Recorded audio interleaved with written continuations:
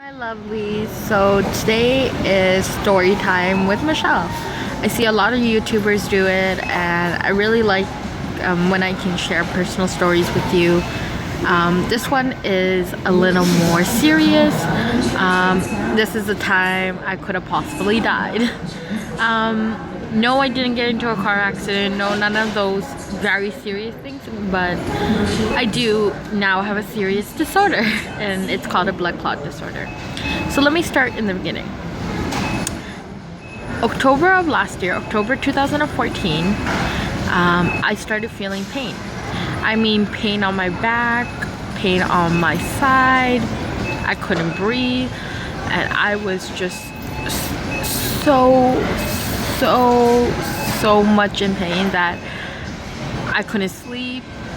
So I went to the doctor. I explained my symptoms. I went to the emergency room and I explained my symptoms, and they noticed my heartbeat was elevated. So they said that the best thing to do was to keep me overnight and just to make sure that I was okay and that I was breathing correctly. The overnight staff or the overnight nurse told me that they would send me for MRI, and they would send me for some scanning, and they'll send me, you know, to do, and they will just make sure that I'm okay and there's nothing serious. So some of the operations or some of the areas of the hospital are closed during the night, so they told me I need to wait until early morning, like around 6 to do it. That's why they kept me overnight in the first place. So I told them, okay, I'll wait.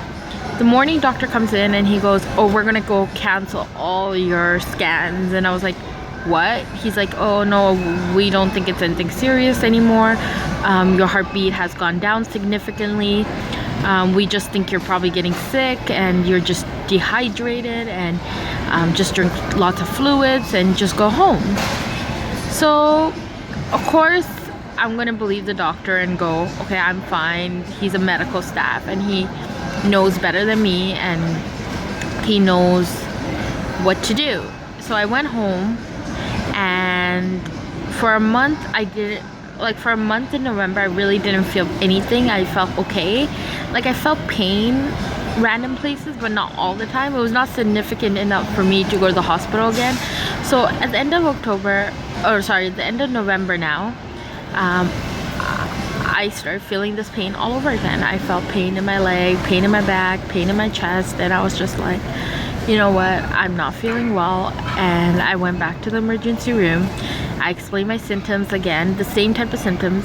This time they didn't keep me overnight. This time they said there was nothing, they'll do an x-ray. And the x-ray came back and there was nothing on the x-ray. For your information, blood clots don't show up on x-rays, just to let you know, if anyone was wondering. That's why they didn't see it. So again, he said there was nothing on the x-ray, and he sent me home, and he said he'll put me with a fracture clinic. Sorry. So that's the second time I went to the hospital. So the third time, I went back again. This is 3 times now, and this time my leg was swollen. Like I couldn't walk properly, I couldn't breathe.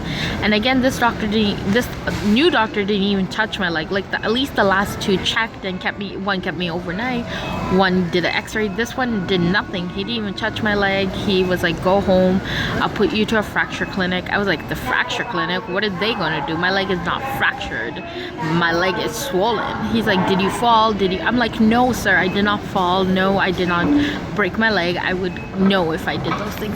So he's like, okay, fine, if you didn't do those things, let's just send you to the fracture clinic anyways. So I go to the fracture clinic, and the doctor goes to me, to be truthful, I think this is the blood clot, because your leg is really swollen. As the doctor described it, to maximum capacity. There was no way my leg could have swollen more. It was way swollen. So he's like, I'm just going to double check and do an x-ray and an MRI. And of course they came back and they said my leg swelled to maximum capacity, and I do have a blood clot. At that point I was in risk, because not only was my leg swollen, but I was starting to swell near my throat. So he was just like, we need to do emergency scan. Like, we are worried that it has hit your lungs, and we don't know how much how much the blood clot has passed onto your lungs. At that point, I'm freaking out. I'm like, oh my god, am I dying? What is going to happen? He's like, we're in a potential high risk right now, so let's do it. I did a scan. Of course, it came back saying that I had a blood clot in my lungs as well, and I was hospitalized for over a week and a half. They kept on giving me blood thinners, and always and I'm better and I'm alive, of course. This just makes me emotional because I feel like I have a lot to blame for myself, because I went to the doctor almost close to 3 to 4 times, and I knew something was wrong, and rather than sticking to my guts, I just let the doctors tell me that I was fine. And when I could almost die, like my clot went to my lungs, forget my legs, like okay fine, you can't walk, but I could have like stopped breathing at some point. And if it wasn't for this fracture clinic doctor, I don't know if I would have been alive, because I would have kept on going back to the emergency room and nobody would have noticed that at this point I had had such a serious blood clot, because it went to my lungs. My blood clot disorder is called DVT, which means that my blood clot goes to my lungs and goes to my legs, and that's where it's mostly caused.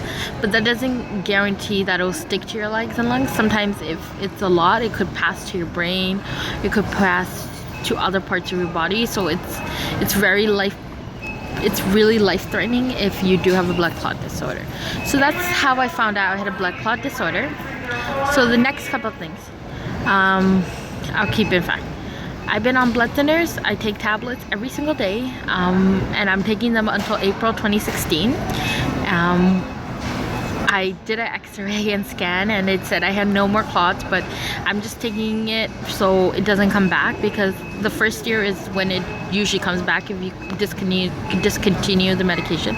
So of course I'm going to keep taking it until April 2016. Once I get off of it, I have to be super careful. I can't break my leg, I can't really smoke, I can't smoke at all, I can't take birth control, I can't have any type of excess hormones in my system. I have to be really careful. I can't play contact sports. So I just had to be super careful, and I'm really thankful for the doctor that double checked and made sure I was okay, because he's the reason I'm here, and he's the reason that I'm happy and I'm alive. And also another fact, a couple of more things. A blood clot disorder is when your body doesn't flow, blood doesn't flow through your body as easily as other people. So your body just, the blood clutters together. It's like almost it clutters together, so it doesn't pass through because it's too thick to pass through. Also, blood clots can be caused by many number of reasons. We still don't know why mine was caused. All we know at this point, it was a genetic blood disorder, which means somebody on my mom or dad's side had a blood clot disorder, or either they had it, which also means usually you don't get blood clot disorders until you're 60. So my parents are both not 60 yet, so I don't know who has it, or they might not even get it. So it's hard to tell who it comes from, especially because a lot of people in India, a lot of families don't share about these type of disorders. Whenever someone dies, they always say it's a heart attack. Like my grandfather, my dad's dad died at 18, so I don't know even if he's where I got it from.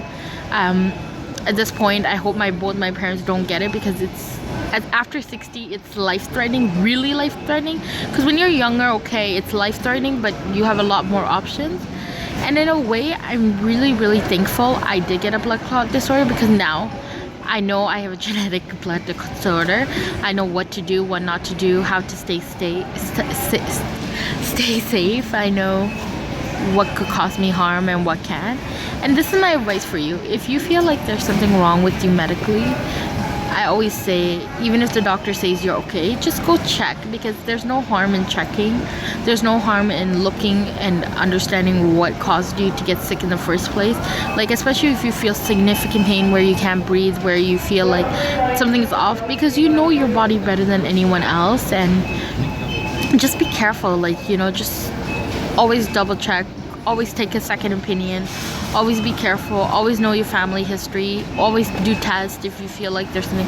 It's just, you know, just be careful because you never know how dangerous it is. And the last thing is, my leg is so swollen that it still hasn't gone down. It's been a year and my leg is still swollen. And they said my swelling may never go. It may go. It really depends. So just be careful. You know what I mean? Like, okay, the worst I have is a swollen leg, but I can't walk as much as I did before. I can't run. I can't play sports. I love football, and I just be careful because something worse could have happened. And just be careful. Don't play gambling games with your health. Like, that's not the one. You don't want to gamble when it comes to your health. Anyways, guys, it's time for me to head to work. I hope you enjoyed this story time and this answers some questions. If you have any more questions or want to know more about my blood disorder, mine in particular, email me, shout me an email, and I'll get back to you when I can. Anyways, good night, good afternoon, good morning, wherever you are. I'll speak to you later.